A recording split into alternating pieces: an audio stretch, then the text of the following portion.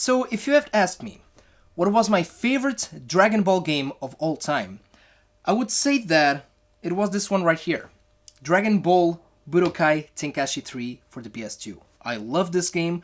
I've put it hundreds of hours into this one, and it still remains as one of my favorite fighting games of all time. But that would have been my answer until last Friday.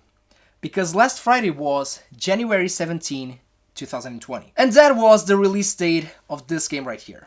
Dragon Ball Z Kakarot. Which means that this brand new game has taken the title, has taken the throne as my favorite Dragon Ball game of all time. And greetings YouTube gamers, welcome to another episode of Retro Raider. My name is Johnny Retro and welcome to the channel. Let me just start by saying this, guys, this is not going to be a review of Dragon Ball Kakarot, but I really wanted to make a video talking about this game because it has been an amazing experience so far. From the moment that I start playing the game, and just the initial 5 minutes, when you are with Goku and Gohan on the forest, you're going out for some fishing, then you catch the fish, you cook the fish, and it is pretty much a very basic tutorial of the basic controllers, but those initial 5 minutes was enough for me.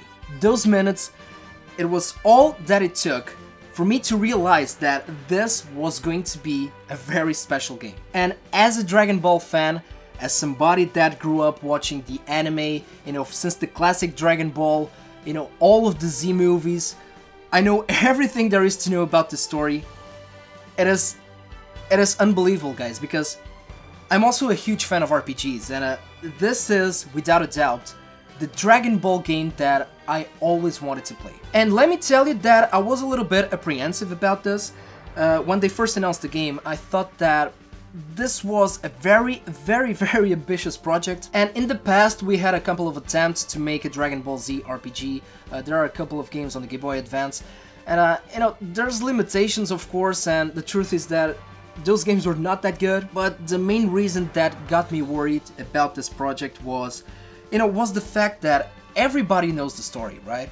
When it comes to Dragon Ball, I mean, there's not even the need to spoil alert, because you all know the story. So of course that the big question here for me was, how are they going to tell the story again in a way that it is worth for us to spend time and money in a brand new Dragon Ball game? And I also thought that, well, this is probably going to be a short game, because I mean, Dragon Ball Z, what can you do? You have the Saiyan Saga, Freezer, Cell, Buu, and again, everybody knows the story, so how much filling are you going to put that justifies this to be an RPG? And how is it going to be mixed with the story and without messing up the plot, of course? And at this time, I'm in the middle of the Freezer Saga, and I've put more than 15 hours into this game. And it has been an amazing journey. A lot of fan service, but not forced. Side quests and side story that just combine very well with the original one. And the original story, so far, it's all there. It almost feels like I'm playing the anime. And the reason why I'm loving this game so much, the reason why I'm addicted to this game right now, the reason why Kakarot is my favorite Dragon Ball Z game of all time, even though I still haven't finished yet, the true reason is that this game is fun. It is a fun game. It is a fun game to explore. It is a fun game to experience. The story is really well told in this RPG format. And in the end, that's the reason why you play a video game. That's what you want in a video game. You want it to be fun. After we get the basic mechanics of the game, movement, exploration, learning the map, all the side quests, the main quests, and of course the fighting, you might be wondering about getting bored after a couple of hours of gameplay, but no. Believe me, it is just fun. Flying and exploration has been one of my favorite parts in the game so far. Every detailed, every place in the Dragon Ball Imaginarium is there. Master Roshi's house, the villages, the mountains, the cities, Bulma's house. I mean, it's all there. All of the Z fighters, their friends, their sidekicks. The dialogues are spot on, the voice acting is spot on. And of course it is Dragon Ball Z. It is the complete Dragon Ball Z story. So of course that you start with the Saiyan's invasion, Raditz. But you're not just moving from one fight to another.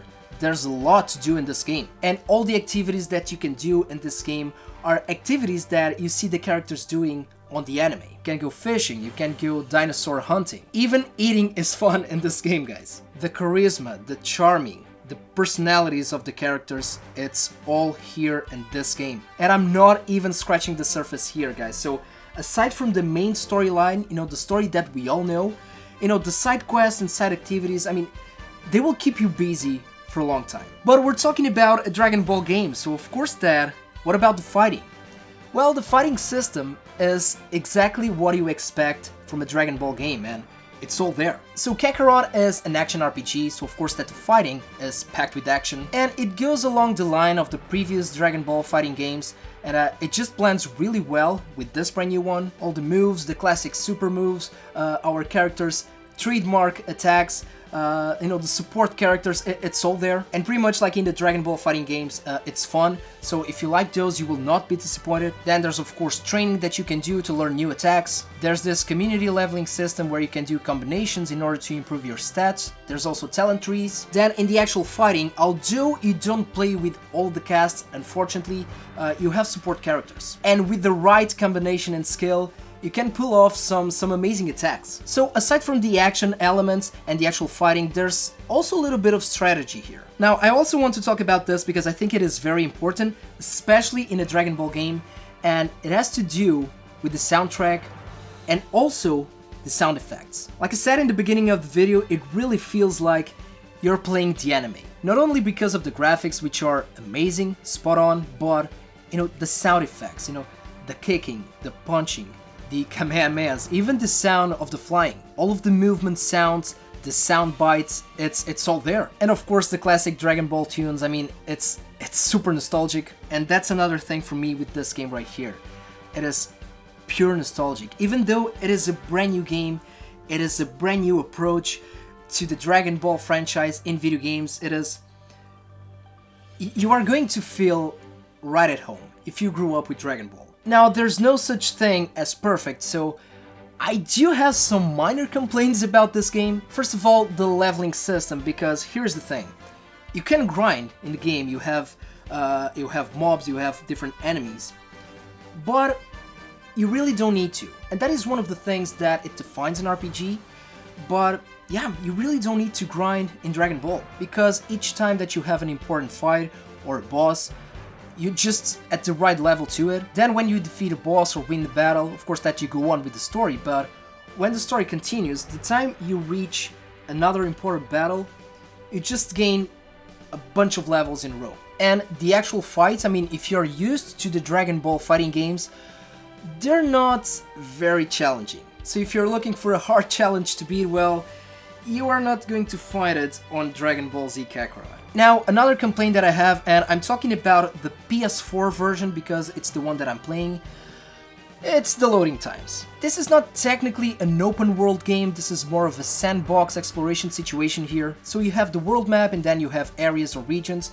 The problem is that each time that you go from a region to another, and you go to the world map in the middle, you have pretty much two loading screens. One to get out from one zone, then another one to get into the brand new zone or the brand new area that you want to go. And the loading screens are long. Maybe they can fix that with a patch in the future. Maybe it is not as bad as in the Xbox and PC version, but at least on the PS4, well, it is a little bit of a pain in the ass. And last but not least, well, this is not a complaint. This is just wishful thinking from my part. I would like to see maybe some DLCs in the future, and I don't say this very often about DLCs, but it would make sense in Kakarot. If you watch my previous video, and I will leave a link down below for you guys to check it out, I love the Dragon Ball movies. And if there's one thing that's missing in Dragon Ball Z Kakarot, and again, I'm not complaining because you have the whole Z saga in here, from the Saiyans to Majin Buu. But the icing on the cake would be the movies. I'm talking of course about the Dead Zone, Garlic Jr., I'm talking about Broly, the legendary Super Saiyan, Fusion Reborn. And I know there's rumors out there, but they're just rumors, but it would be amazing if we could see the villains from the movies, in brand new side quests or even mixed with the main story in Kakarot. Please just make that happen. And about the future of Dragon Ball Z RPGs, well, I don't know, but I think that CyberConnect 2 is onto something very special here. I really think that Kakarot is a groundbreaking game in the Dragon Ball universe, so I don't know, maybe a classic Dragon Ball RPG.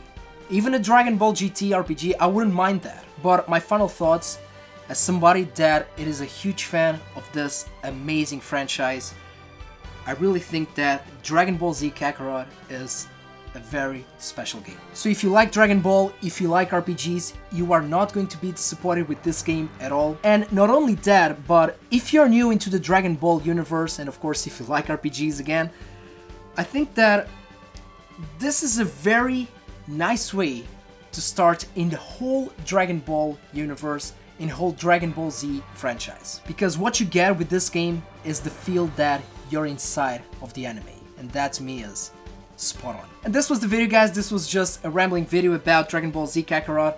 Like I said, this was not a review, but I really wanted to make this video because, and I know that I'm repeating myself, but I'm having a blast with this game. It is truly a very special game. I'm a happy Dragon Ball fan today. So please let me know about you guys, let me know if you're a Dragon Ball fan, and let me know your thoughts on Dragon Ball Z Kakarot. Thank you so much for watching, guys, and as always, don't forget to put a like on this video, please subscribe to the channel, and take care of yourselves, take care of the gaming community, and game a lot.